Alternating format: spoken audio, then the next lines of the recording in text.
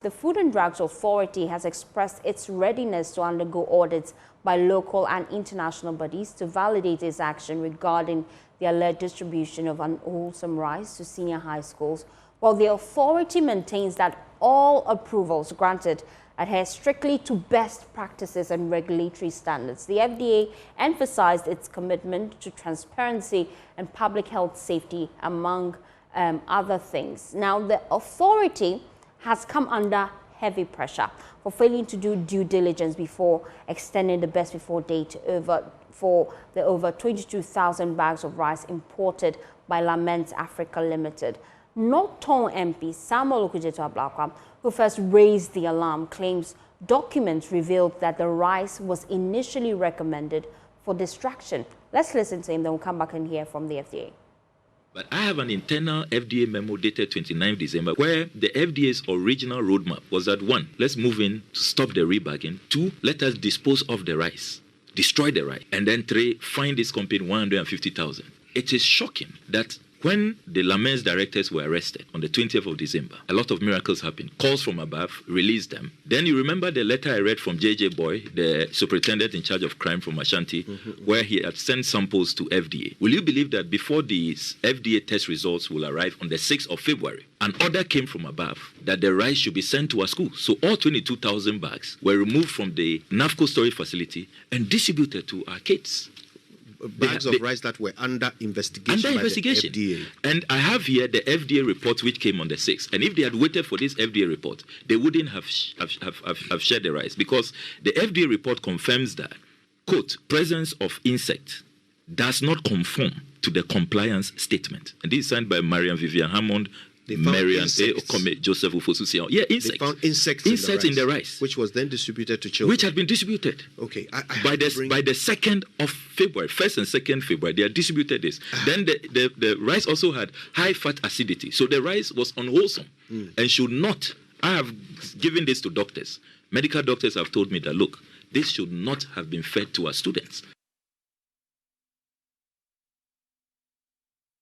Well, the Chief Executive Officer of the FDA, Dr. Delise Mimidaukum, at a news conference on Tuesday, justified the authorities' decision and their action. My colleague Kwame Kudoga joins me live with that explanation the FDA has been given. Prince, let's start with the 22 bags of rice. What exactly did the FDA say is the explanation for enabling that the best before date be changed?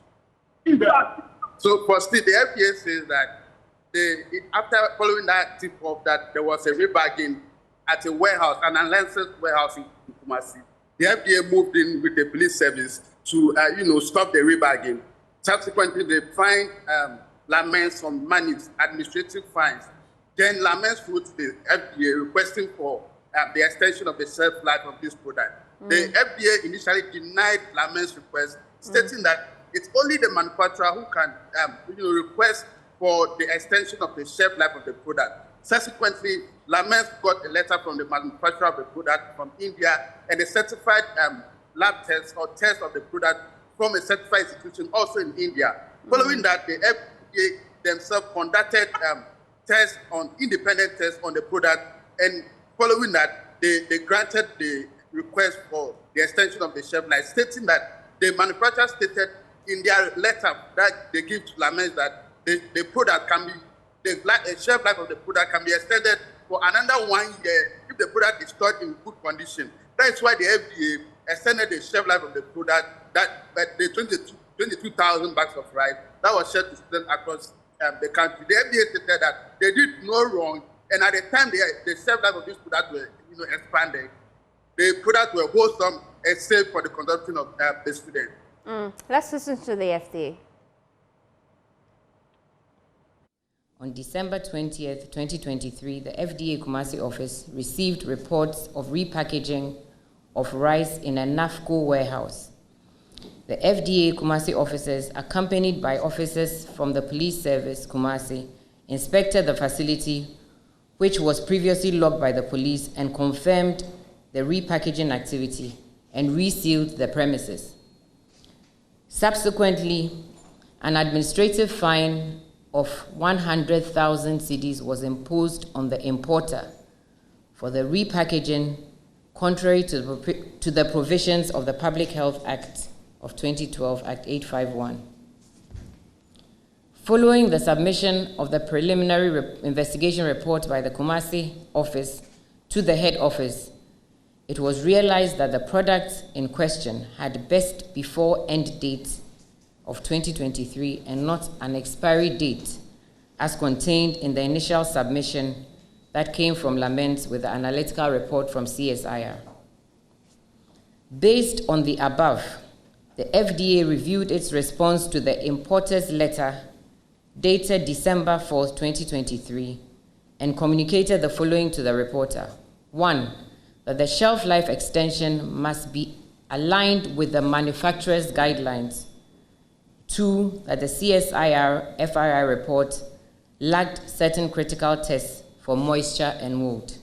Based on all of the above, the FDA Center for Laboratory Services and Research also did a thorough review of the analytical reports from the CSIR FRI and the FDA's own confirmatory analytical report of samples that were submitted by the Enforcement Directorate.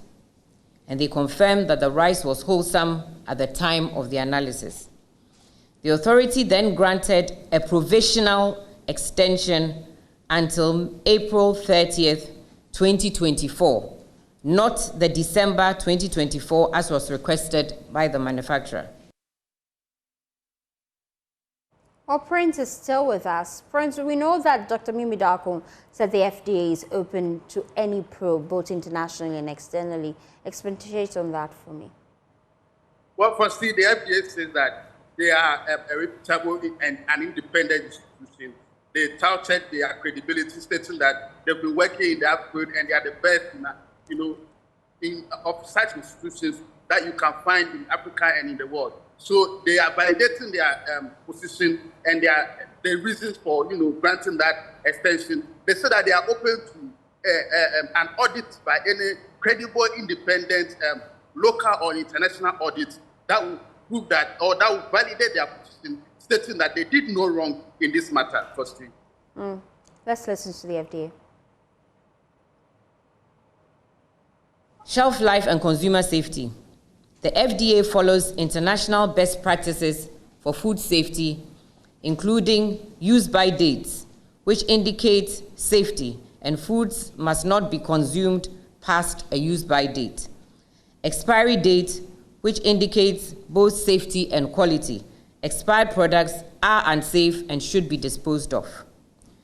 Best before end date. This relates to quality and not safety. Foods may lose their flavor or texture, but remain safe if stored correctly. The authority, like other authorities globally, may use accepted regulatory extensions of best before dates following rigorous testing and compliance with storage requirements, and this is in line with international best practices.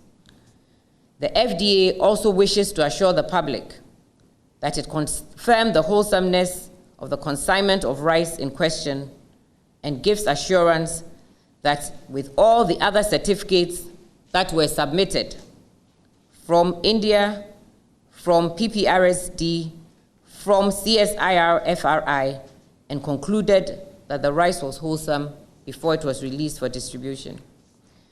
The authority wishes to reiterate the fact that it is committed to ensuring the safety and quality of all products, including food on the market.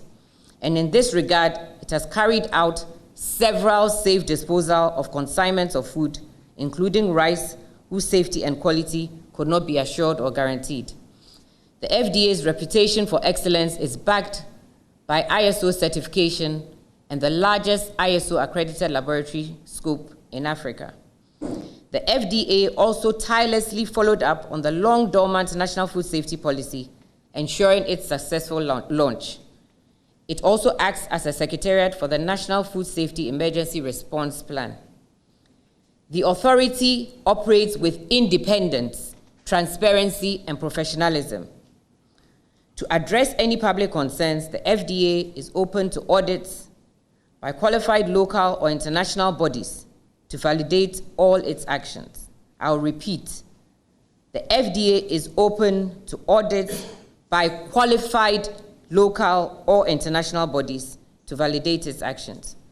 We remain steadfast in our commitment to ensuring food safety and protecting public health.